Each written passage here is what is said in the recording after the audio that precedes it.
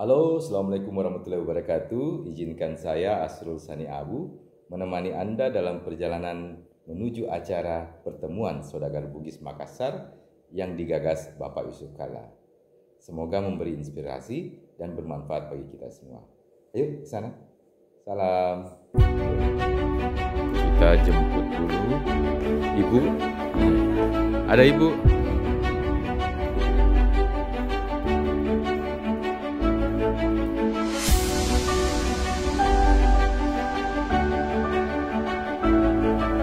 Ibunya sudah siap.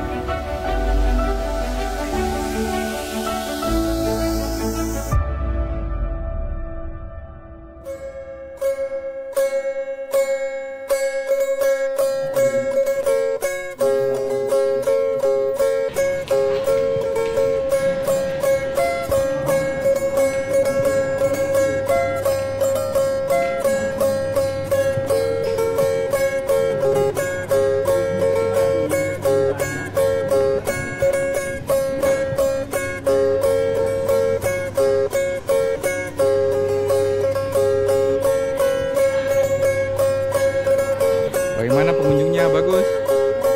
Banyak, Ji?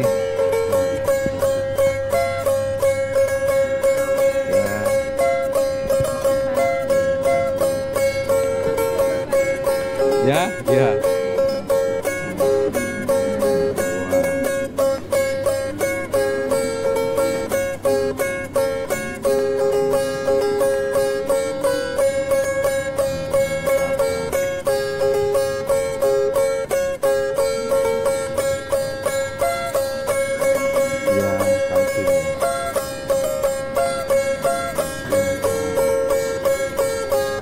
Suka. Ya, makasih. Mantap. Semangat ya. Banyak laku kan? Rame.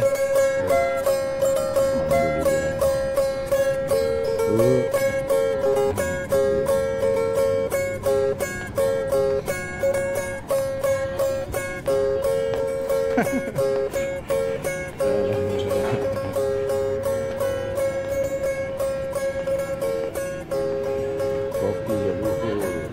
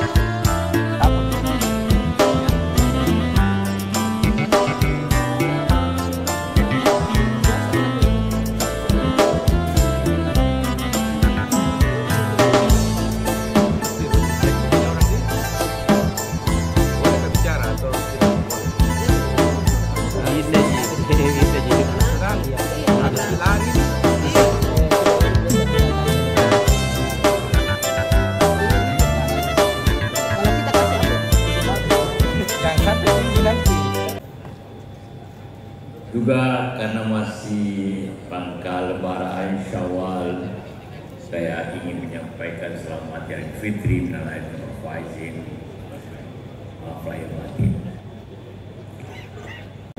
Para pengusaha selatan ini, karena memang kemajuan itu ada dua hal caranya. Pertama, orang kaya sumber daya alam, orang bisa kaya. Negara penting, sebanyak negara Amerika kaya, beberapa negara Afrika. Tapi ada juga negara kaya sumber daya tapi dia miskin. Tapi ada negara yang tidak ada sumber daya alam, tapi kaya dengan sumber daya manusia, yang maju luar biasa. Kayak Jepang, apa-apa, tidak ada batu bara, tidak ada nikel, tidak ada koper di Jepang. Kenapa dia maju? Sumber dayanya yang maju. Singapura, dia tidak punya apa-apa. Dia cuma punya otak dan semangat. Dia maju.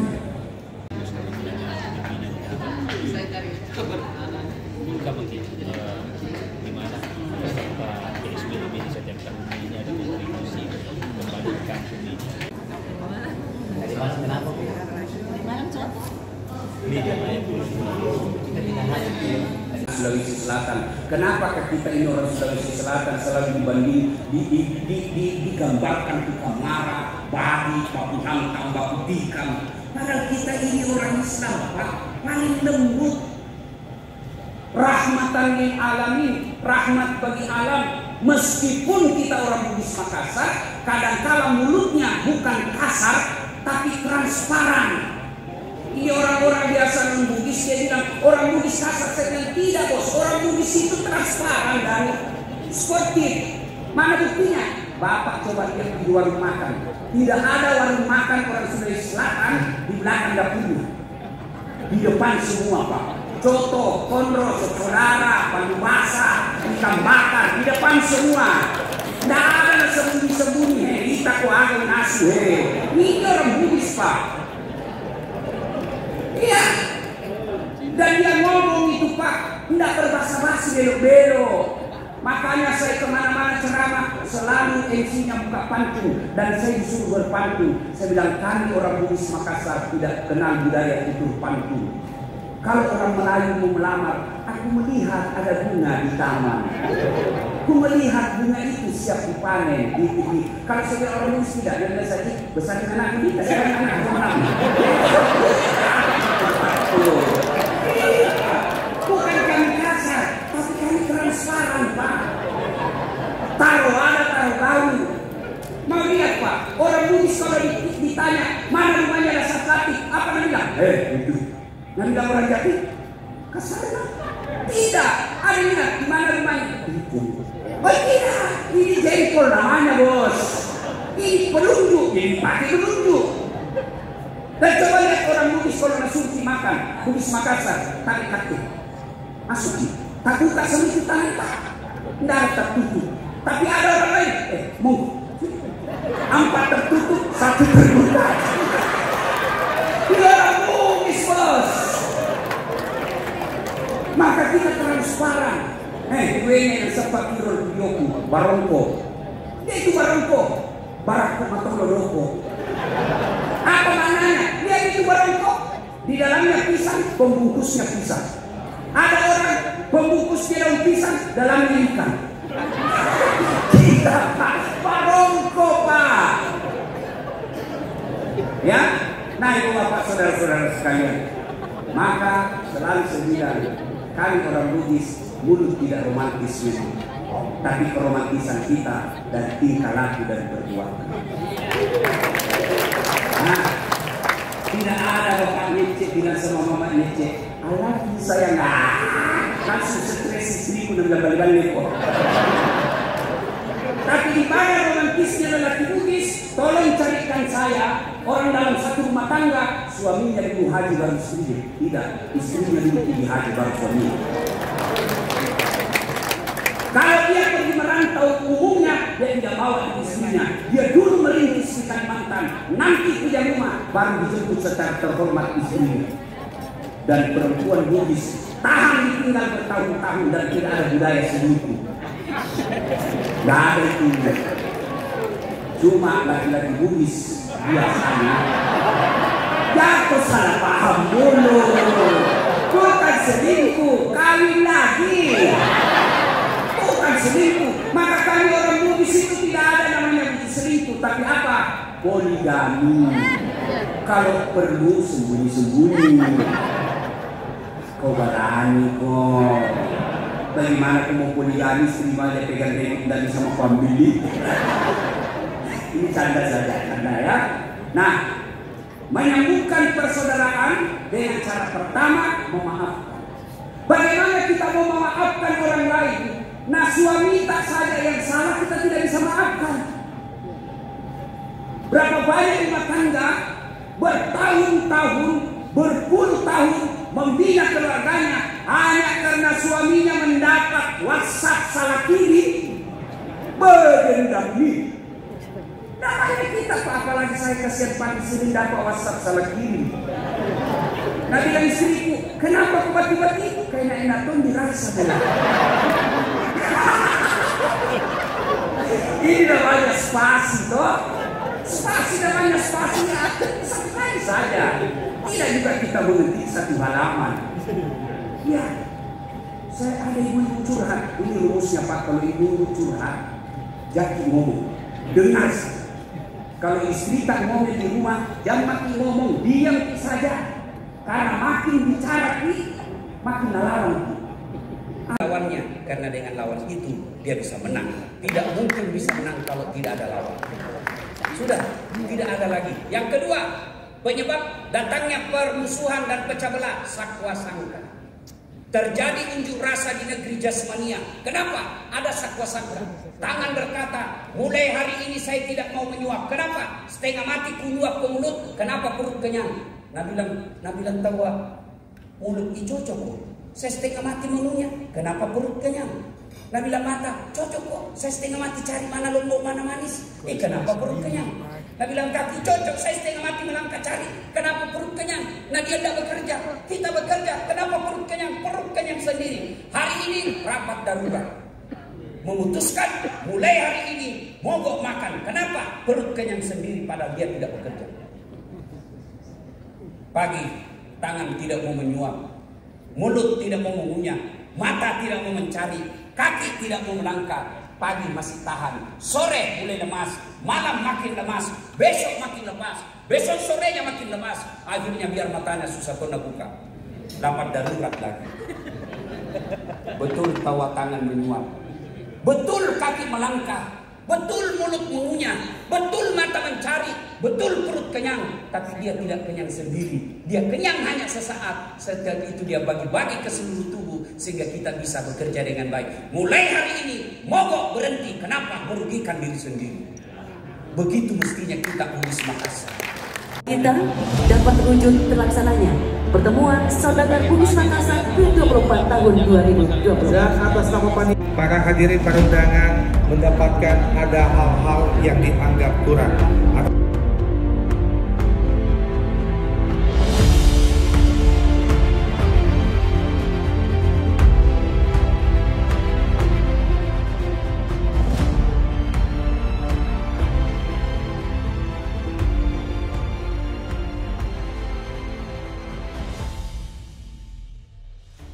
Kita adalah bertiga. Kita hidup di dua alam. Kita sebagai politisi dan kita sebagai pengusaha. Saudagar Bugis ini, nah sebab mega tuh tidak jatuh di bawah pohon. Ini banyak. Tidak ada anaknya mau jadi pengusaha. Ada pengusaha ini. Ada Pak Balut Contoh. Dan lo anaknya Pak Balut Contoh. Pak masih sekolah tandring.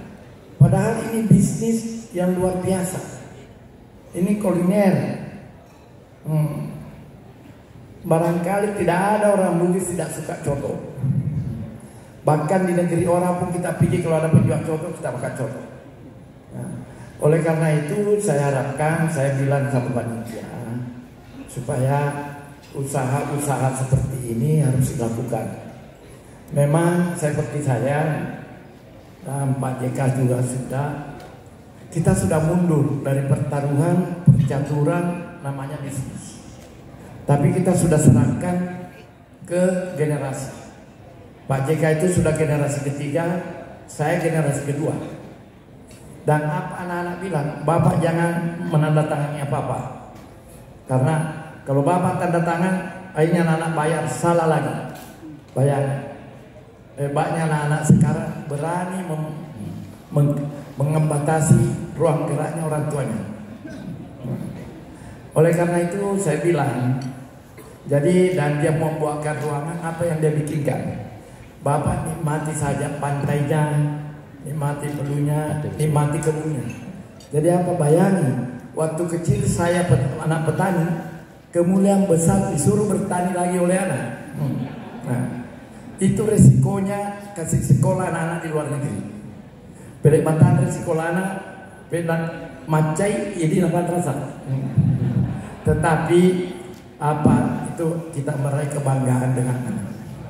Jadi anak itu kalau sukses itu adalah kebanggaan kita. Itu yang menyebar ilmu ini. Kita sahabat dengan Kalla Group. Kalla Group dengan Boswa Group bersaudara tetapi saling bersaing, cuma tidak baku bunuh. Di meja makan kita damai, tapi di lapangan bertempur. Karena bersaing, dia Toyota, saya Mitsubishi. Akhirnya Kalla mau masuk mobil Cina, Boso ambil mobil Korea. Nah, jadi ada masing-masing ada keunggulan. Dia bangun pembangkit listrik air, saya membangun pembangkit listrik batu bara. Tetapi selalu kita bersaing. Apa yang dia bikin saya harus bikin, dan saya berusaha membikin, dia tidak bikin. Jadi selalu dia bilang, ini saya mau mobil Cina, ini mobil Cina terbaik di ini. Oke, silakan. Tapi saya bilang ini mobil Korea, Hyundai, ini mobil Korea terbaik. Dan kita selalu, tetapi persaingan saling membantu. Nah, saya ingin teman-teman orang Bugis kita, kalau ada ingin bisnis otomotif di bisnis motor, ini baik. Ini continue ke depan. Jadi saya harapkan kita ini berkembang melalui daripada otomotif. Nah, saya harapkan. Jadi waktu Kalla Group bilang saya berarti harus bergantung pada pemerintah. Bapak-bapak harus tahu Boswa tidak mengerja proyek pemerintah. Tidak ada satu pun proyeknya Boswa adalah proyek pemerintah. Saya tidak mau bekerja proyek APBN. Tidak ada APBN, APBD, tidak ada. Tetapi kita butuh tanda tangannya pemerintah. Kita butuh tanda tangan persetujuan rekomendasi pemerintah apabila ada yang kita mau bangun. Tidak mungkin kita bisa membangun tanpa persetujuan pemerintah. Tidak ada nih semangatnya mau pulang ke tanah Bugis.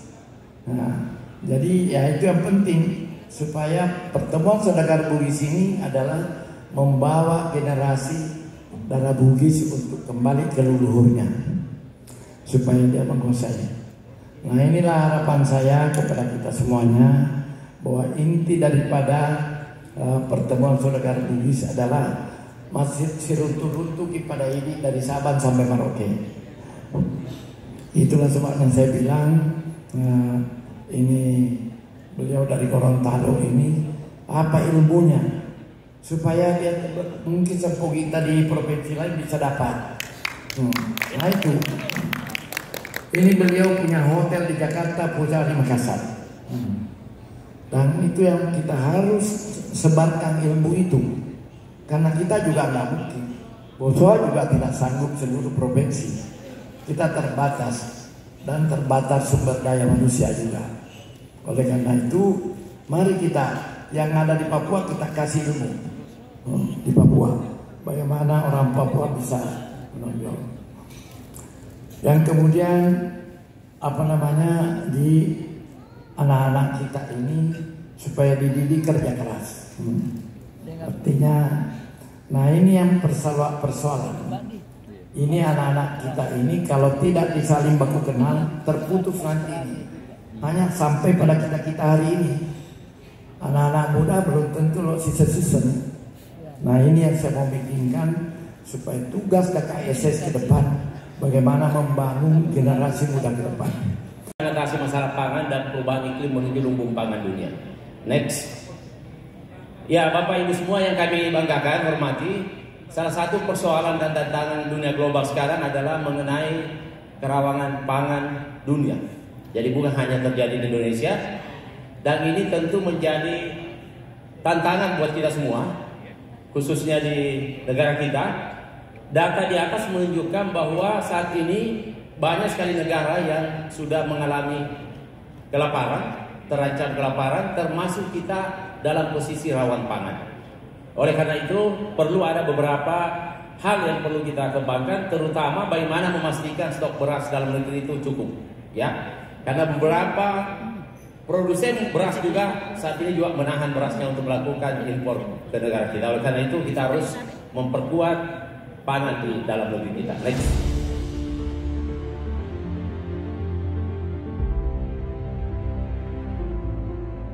Jadi bagaimana Pak? Jadi begini Pak kan? Tadi saya dengar orang tua kita Pak JK, Pak Aksa dan seterusnya sangat motivasi kita sebagai warga Bugis Makassar kan. Harapan saya ke depan warga KKSS ini harus memiliki kegiatan yang real, dalam artian bahwa kita harus ada kegiatan di Sulawesi Selatan minimal ada ya perlu ada juga dan partai politik ya kita warga seluruh Indonesia dari Sabang sampai bisa membuat dari Bapak Saudara misalnya 2024 SPM di kita 19 orang coba sampai juta satu kepala itu sudah 9 juta cari daerah Soloy, Paralon yang masih 500.000 per meter itu sudah dapat ya, jadi hari ini kita berbuat wariskan yang ini kan tidak akan ada di sini sampai kiamat. Harapan saya seperti itu. Jadi bahkan sampai untuk personal untuk masa DPP. Jadi menurut kita gimana? Ya seperti itu. Kalau perlu kita ketemu dengan Pak Dio Pertimbangan, Pak Aksa, kemudian hadapkan ke Pak JK. Kami anak-anak Bugis Makassar memiliki rencana seperti itu. Kalau dia support kita juga ke DPP. Ya, kita buatkan. Bahkan database-nya itu. Jadi Bugis Makassar seluruh Indonesia ada dari kesehatan, misalnya ada dari TNI, ada pengembang di daerah-daerah provinsi lainnya kan, ada dari usaha dan seterusnya. Itu ada database, jadi mudah kita mengidentifikasi bahwa mereka siapa dari kabupaten mana, dia sukunya Bugis Makassar tapi kabupaten mana misalnya, ya kan seperti itu. Nah, supaya kita lebih nyata, ya kan, terorganisir. Jadi ini dukungan dari kita semua. Kita buatkan proposal, kita ajukan ke beliau. Bisa pindah ke Apindo kan ke Bugis Makassar juga yang berada di luar. Apindo kan ada beberapa di seluruh Indonesia, kan Kalimantan ada, DKI ada, seluruh Indonesia ada. Ya, jadi jangan selalu inisiasi saja, harus ada eksekusi, ya kan? Tahun ini dulu, bagaimana itu? Bagaimana? Apa dulu? Apalagi ada desainnya, itu bisa berdesain lagi. Mantap. Lanjutkan. Demikianlah perjalanan kita kali ini. Semoga bermanfaat. Assalamualaikum warahmatullahi wabarakatuh. Salam.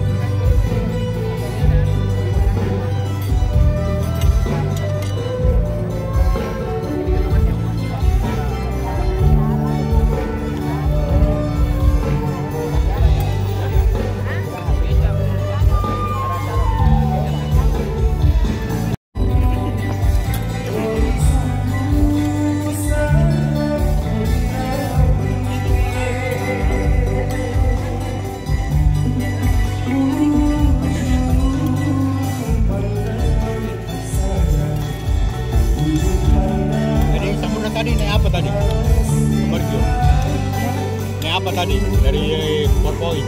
Apa no? Saya kira dua no.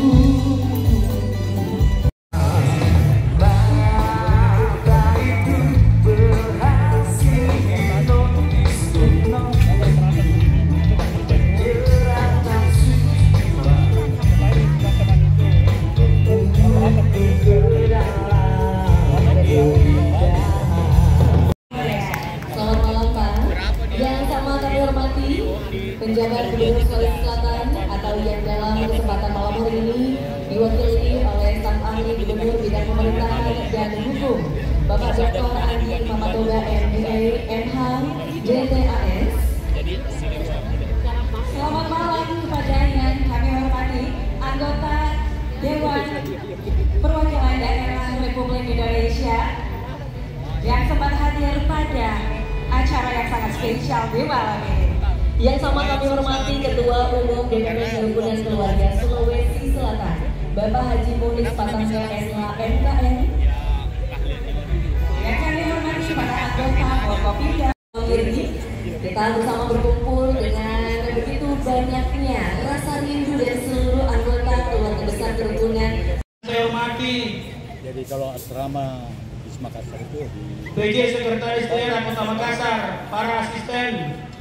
Yang saya hormati para Dewan Kebudayaan Kota Makassar, tim ahli cagar budaya, para seniman budayawan, dan seluruh saudara-saudara Bugis Makassar yang hadir pada kesempatan ini.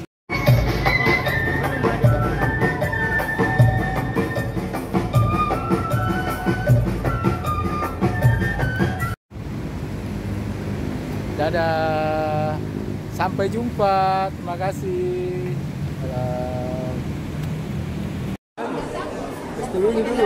Terima kasih Raja Madu Sulawesi. Wajib diorder dan wajib diminum. Sudah 5 juta ini.